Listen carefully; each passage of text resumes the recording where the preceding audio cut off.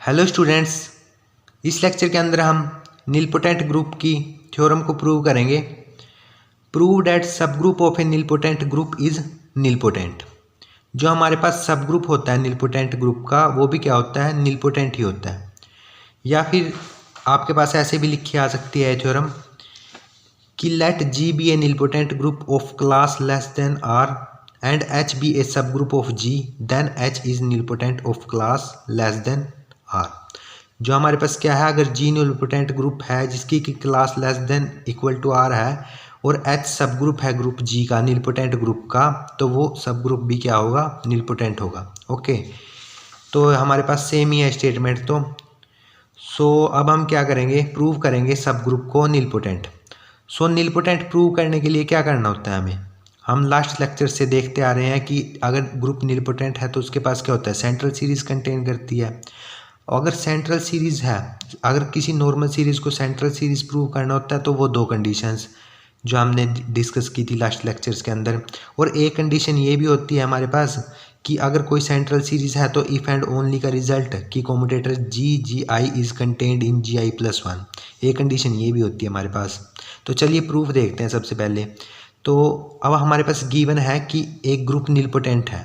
Okay, सबसे पहले हम उस ग्रुप को नीलपोटेंट लिखते हैं, let G be a nilpotent group, और क्लास उसकी ले ली हमने R, of class R. Okay, जो अनदर स्टेटमेंट थी उसके अंदर आर क्लास थी ना। अगर ये नीलपोटेंट ग्रुप है जी, तो क्या होगी, इसके पास जी हैज़ ए सेंट्रल सीरीज, हमने सेंट्रल सीरीज लिख ली जिसकी क्लास क्या है, आर है। आर पर हमें क्या मिल रही है, आइडेंटिटी, या फिर लिख सकते हैं लेंथ आर है। ओके, वन है सेंट्रल सीरीज और एक रिजल्ट होता है, हमने इस रिजल्ट को प्रूव भी किया है। अगर सेंट्रल सीरीज हो तो इफ एंड ओनली का रिजल्ट होता है कि commutator G I is contained in G I plus one, I की वैल्यू 0 से आर माइनस वन तक होती है। ओके, ये तो हमने लिख ली नीलपोटेंट ग्रुप की डेफिनेशन से कंडीशंस। ओके, अब हमें प्रूव तो करना है सब ग्रुप को नीलपोटेंट, तो अब एक सब ग्रुप लेना पड़ेगा। Late H be a subgroup of nilpotent group G. Okay, हमने एच एक सब ग्रुप लिया। अब मैं क्या करता हूँ, एच आई को लेट करता हूँ एच इंटरसेक्शन जी आई। ओके, मेरे को एच को क्या प्रूव करना है, मेरे को एच को क्या प्रूव करना है, इस एच को नीलपोटेंट प्रूव करना है। और नीलपोटेंट प्रूव करने के लिए इसके पास क्या होनी चाहिए, सेंट्रल सीरीज होनी चाहिए। मैंने ये लेट किया अब कि एच आई एच इंटरसेक्शन जी आई है।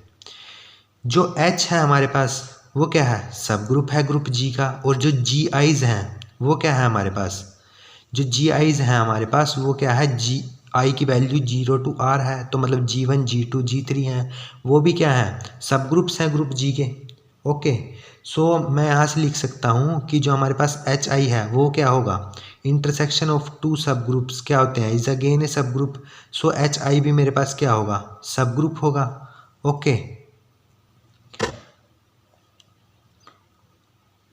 ओके, तो ये हमारे पास क्या होगा, एच इंटरसेक्शन जी आई भी क्या होगा, हमारे पास सब ग्रुप होगा, क्योंकि रिजल्ट क्या होता है, इंटरसेक्शन ऑफ टू सब ग्रुप इज अगेन ए सब ग्रुप। यहाँ पर आई की वैल्यू हमारे पास क्या थी, ये एच सब ग्रुप कब था, ग्रुप जी का, फॉर ऑल आई के लिए, फॉर ऑल आई की वैल्यू 0 टू आर के लिए।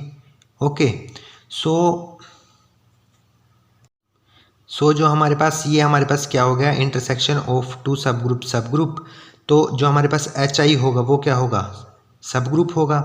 तो एच आई क्या हो गया हमारे पास, is a subgroup of H. Okay, now अब हमें एक रिजल्ट पता है कि जो हमारे पास ग्रुप होता है वो नॉर्मल होता है इटसेल्फ में। तो अगर एच सब ग्रुप है तो ग्रुप तो है इटसेल्फ, तो एच भी क्या होगा, नॉर्मल होगा एच में। ओके, और जी आई नॉर्मल होगा जी में। ये हमारे पास, क्योंकि जी हमारे पास क्या है, जी कंटेन करता है सेंट्रल सीरीज, और जो हमारे पास सेंट्रल सीरीज की जो फर्स्ट कंडीशन होती है वो हमारे पास यही होती है, जी आई इज़ नॉर्मल टू जी। जब सेंट्रल सीरीज का हमने डेफिनेशन की थी तब उसके अंदर देखा था हमने।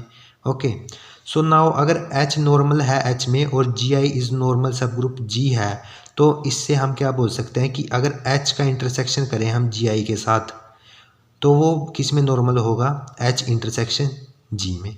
ओके, क्योंकि एच नॉर्मल है एच में और जी आई नॉर्मल है जी में, तो ये ऐसा होगा यहाँ से। ओके, और H इंटरसेक्शन G हमारे पास क्या आएगा, G हमारे पास कोई ग्रुप है, ओके, H क्या है, सब ग्रुप है।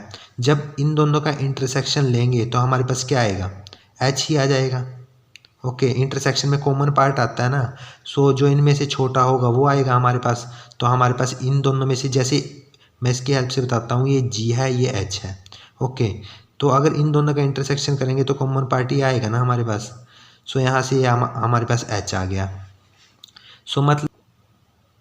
सो मेरे पास यहाँ से क्या आ गया, यहाँ से मेरे पास क्या आ गया, डैट इज़ H, यहाँ पर इंटरसेक्शन आएगा, H intersection GI is normal to H आ गया, ओके। सो नाउ यहाँ पर क्या आ गया, H इंटरसेक्शन GI, ये फ्रॉम जहाँ हमने लेट किया था वहाँ से किसके इक्वल है, HI के इक्वल है। So HI is normal to H for all I where I की वैल्यू कहाँ से, 0 to R। अब हम ये ऐसा क्यों कर रहे हैं, क्योंकि हमें क्या प्रूव करना है, हमें प्रूव करना है जो H है वो नीलपोटेंट है। नीलपोटेंट के लिए वो सेंट्रल सीरीज़ कंटेन करता है। अगर उसके पास सेंट्रल सीरीज़ होगी, ओके, तो सेंट्रल सीरीज़ के लिए हम क्या प्रूव करेंगे, सबसे पहले एक नॉर्मल सीरीज़ को लिखेंगे, ओके। फिर उस नॉर्मल सीरीज़ को लिखने के बाद हम क्या करेंगे, उसको प्रूव करेंगे कि वो क्या है, हमारे पास सेंट्रल सीरीज़ है। और उसको सेंट्रल सीरीज़ प्रूव करने के लिए हम क्या करेंगे, ये एक HI is contained in HI+1 for all I की वैल्यू कहाँ से कहाँ तक होती है, R-1 तक, ओके। ये हम इफ़ एंड ओनली का रिजल्ट होता है ना, कि अगर कोई नॉर्मल सीरीज़ सेंट्रल सीरीज़ हो, मतलब अगर सेंट्रल सीरीज़ हो तो ये कंडीशन ट्रू होती है, अगर ये ट्रू हो तो वो सीरीज़ क्या होती है, सेंट्रल सीरीज़ होती है। इफ़ एंड ओनली का रिजल्ट होता है, यहाँ पर भी लिखा है G के केस में, ओके। हमने इसका प्रूफ भी किया था जैसे। सो अब हम क्या करेंगे, एक हमने पहले नॉर्मल सीरीज़ लिखनी है। तो नॉर्मल सीरीज़ लिखने के लिए हम क्या करेंगे, अब यहाँ पर इसके अंदर HI किसके इक्वल है, H इंटरसेक्शन GI के।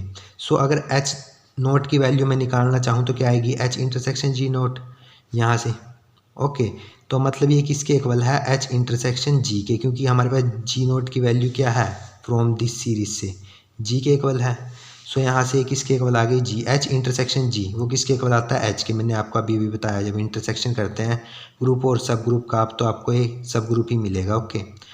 सो नाउ अगर मैं HR निकालना चाहूँ तो यहाँ से क्या आएगा मेरे पास, H इंटरसेक्शन GR, यहाँ से I की वैल्यू अगर R मैंने यहाँ पर पुट की, और GR की वैल्यू फ्रॉम सेंट्रल सीरीज से क्या है, आइडेंटिटी के इक्वल है। सो H इंटरसेक्शन आइडेंटिटी क्या होता है, दोनों में कॉमन एलिमेंट क्या होता है, H क्या है, सब ग्रुप है, ग्रुप है तो इटसेल्फ, H सब ग्रुप है, सब ग्रुप है तो इटसेल्फ ग्रुप है, तो उसके अंदर आइडेंटिटी तो होगी। इसमें भी आइडेंटिटी है और ये आइडेंटिटी है, तो आइडेंटिटी का इंटरसेक्शन इसके साथ क्या आ जाएगा, आइडेंटिटी ही आ जाएगा, ओके। सो नाउ अब हम क्या करेंगे, अब हम HI+1 लिखते हैं। सो HI+1 मेरे पास क्या आएगा, यहाँ से देखो आप, HI+1 मेरे पास क्या आ जाएगा, H इंटरसेक्शन GI+1, यहाँ से ये किस में कंटेन होगा, GI+1 किस में कंटेन है, GI+1 किस में कंटेन होगा, GI में, ओके। क्यों होगा, क्योंकि G क्या है, सेंट्रल सीरीज़ है। सेंट्रल सीरीज़ है तो मतलब जो हमारे पास इसमें G1 G2 है, G2 G1 का नॉर्मल सब ग्रुप होता है, G1 G0 का नॉर्मल सब ग्रुप होता है, ये इसमें कंटेन है, ओके। तो और I की वैल्यू कहाँ से, 0 से R तक है। अगर आप I की वैल्यू जैसे 0 रखते हो यहाँ पर, तो हमारे पास क्या आएगा, G1, और G1 contained in G0, okay. या फिर आप ऐसे भी समझ सकते हो, क्योंकि हमारे पास अगर सेंट्रल सीरीज़ है तो वो नॉर्मल सीरीज़ भी होगी, और नॉर्मल सीरीज़ की एक कंडीशन होती है कि GI+1 is normal to GI, okay. तो मतलब ये GI+1 किस में कंटेन्ड होता है, इस GI में कंटेन्ड होता है। तो यहाँ से हमने ऐसा लिख लिया, ओके, कि H intersection GI+1 is contained in H intersection GI। ये किसके इक्वल होगा हमारे पास, ये किसके इक्वल होगा, यहाँ से देखो आप, H इंटरसेक्शन GI किसके इक्वल है, HI के इक्वल है, ओके। सो मतलब HI+1 अगर HI के इक्वल आ गया तो मतलब HI+1 HI में कंटेन्ड है और ये इसमें कंटेन्ड है। तो यहाँ से हमने लिख लिया कि HI+1 एक कंडीशन उसमें दोनों में से ले ली कि HI+1 किस में कंटेन्ड है, HI में कंटेन्ड है। नाउ अब हम एक सीरीज़ लिखेंगे, नॉर्मल सीरीज़, H किसके इक्वल है, H0 के इक्वल है, यहाँ से H किसके इक्वल है, H0 के इक्वल है, HR किसके इक्वल है, आइडेंटिटी के इक्वल है, यहाँ पर हमने लिख लिया HR किसके इक्वल है, आइडेंटिटी के, और ये कंटेंट है H1 कंटेंट है H0 में, H2 कंटेंट है H1 में। ओके, इससे हम लिख लिया। जैसे I की वैल्यू अगर आप 0 रखोगे तो ये किस में कंटेंट होगा, H1 किस में कंटेंट होगा, H0 में। 1 रखोगे तो H2 किस में कंटेंट होगा, H1 में। H3 किस में कंटेंट होगा, H2 में। तो ऐसे हमने एक नॉर्मल सीरीज़ लिख ली। Okay, is a normal series for H। Now अब इसी नॉर्मल सीरीज़ को हमें क्या प्रूव करना है, सेंट्रल सीरीज़ प्रूव करना है। तो सेंट्रल सीरीज़ प्रूव करने के लिए मैंने आपको अभी लिख के दिखाया था, हम क्या प्रूव करेंगे कि this commutator is contained in HI+1। सो इसको प्रूव करने के लिए सबसे पहले कॉम्यूटेटर लिख लेते हैं। So commutator HI is equal to किसके इक्वल आएगा, H के, और ये HI किसके इक्वल हम लेट करके चले थे, H इंटरसेक्शन GI के, यहाँ से। ओके, सो ये हमारे पास अब क्या आ गया। अब यहाँ से समझने की बात क्या है कि कॉम्यूटेटर H इंटरसेक्शन GI किस में कंटेन होगा, H में, क्योंकि H तो H में कंटेन होगा ही, और H इंटरसेक्शन GI किस में कंटेन होगा, H में कंटेन होगा या फिर GI में कंटेन होगा। क्योंकि देखो अगर मैं यहाँ पर ऐसा लिखता हूँ कि ये मेरे पास क्या है, यहाँ से ये मेरे पास लेटर से H है। ओके, ये मेरे पास है GI। ओके, अगर मैं H इंटरसेक्शन GI करता हूँ तो मेरे पास कॉमन पार्ट क्या आता है, H आता है। ओके, मेरे पास कॉमन पार्ट क्या आता है, H आता है। तो मतलब H इंटरसेक्शन GI किस में कंटेन होगा, H इंटरसेक्शन GI किस में कंटेन होगा, H में भी कंटेन होगा, और H फर्दर किस में कंटेन है, GI में कंटेन है। ओके, सो H इंटरसेक्शन GI किस में भी कंटेन होगा, GI में भी कंटेन होगा और H में भी कंटेन होगा। एक बार हम लिख लेते हैं ये H में कंटेन है। ओके, इस केस में तो हमने ये H में कंटेन कर लिया। सो ये अगर ये सेम हो कॉम्यूटेटर, हमने लिखा था ना जब हमने कॉम्यूटेटर मतलब डिराइव्ड सब ग्रुप पढ़ते हैं तो उसमें ऐसे टर्म आते हैं कॉम्यूटेटर G, सो ये डिराइव्ड सब ग्रुप के इक्वल होता है, और वो डिराइव्ड सब ग्रुप ऐसे लिखते हैं डेल G। तो यहाँ पर H है तो हम लिखेंगे डेल H। ओके, यहाँ पर से हमने क्या लिख लिया, डेल H। और ये फर्दर किस में कंटेन होगा, H में कंटेन होगा। सब ग्रुप्स हैं ये मतलब क्या होते हैं हमारे पास, कॉम्यूटेटर सब ग्रुप भी बोलते हैं ना हम इसको। तो ये सेट ऑफ कॉम्यूटेटर्स होते हैं इसके अंदर, और ये फर्दर किस में अब कंटेन होगा, H में कंटेन होगा। ओके, नाउ दोबारा इसको लिखते हैं हम कॉम्यूटेटर HI। ये किसके इक्वल लिख सकते हैं हम, ऐसे ही लिख लिया H और H इंटरसेक्शन GI। अब ये किसके कंटेन होगा, जो H है वो सब ग्रुप है, तो सब ग्रुप है, ग्रुप में तो कंटेन होगा। और ये H इंटरसेक्शन GI में भी कंटेन होगा, मैंने अभी आपको बताया, H में भी कंटेन होगा और GI में भी। और ये किस में कंटेन होता है, क्योंकि हमारे पास G क्या है, सेंट्रल सीरीज़ है, तो उसकी कंडीशन से यहाँ से हम लिख सकते हैं कि ये GI+1 में कंटेन है। सो यहाँ से मैंने लिख लिया इज कंटेन्ड इन GI+1। सो मतलब इन दोनों को अगर मैं कंबाइन करके लिखना चाहूँ तो मैं क्या लिख सकता हूँ कि कॉम्यूटेटर HI इज कंटेन्ड इन, अगर H में भी कंटेन है, GI+1 में भी कंटेन है, तो इसके इंटरसेक्शन में भी कंटेन होगा। ओके, तो ये इसके इंटरसेक्शन में कंटेन हो गया। और ये हम एक लेट करके क्या चले थे, लेट करके हम क्या चले थे कि HI किसके इक्वल है, H इंटरसेक्शन GI के इक्वल है। तो यहाँ से H इंटरसेक्शन GI+1 किसके इक्वल होगा, HI+1 के।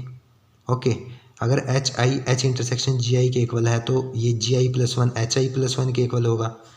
सो नाउ ये कॉम्यूटेटर किस में कंटेन हो गया, HI+1 में, ये कंटेनमेंट थी तो ये HI+1 में कंटेन हो गया। यही हमें प्रूव करना था, I की वैल्यू फ्रॉम 0 to R-1। अगर ये कंडीशन होल्ड हो जाती है तो हम नॉर्मल सीरीज़ को क्या बोलते हैं कि वो क्या है, सेंट्रल सीरीज़। ओके, तो ये सीरीज़ 2 क्या होगी हमारे पास, सेंट्रल सीरीज़ फॉर H, और जिसकी लेंथ क्या है, R है, क्योंकि HR पर हमें क्या मिल रही है, आइडेंटिटी मिल रही है जिसकी लेंथ R है। तो H is a nilpotent group of class less than equal to R है। ये हमने जब नीलपोटेंसी क्लास C के बारे में डिस्कस किया था उस टाइम देखा था हमने कि वो क्या होती है, नीलपोटेंसी क्लास हमारे पास लिस्ट लेंथ होती है। तो लिस्ट लेंथ तो मतलब ये नीलपोटेंसी क्लास किससे लेस होगी, लेस देन R से। ओके, सो इस तरह हमने प्रूव किया कि subgroup of a nilpotent group is nilpotent. अगर आपको कोई भी डाउट हो तो कमेंट करके बता सकते हैं। धन्यवाद।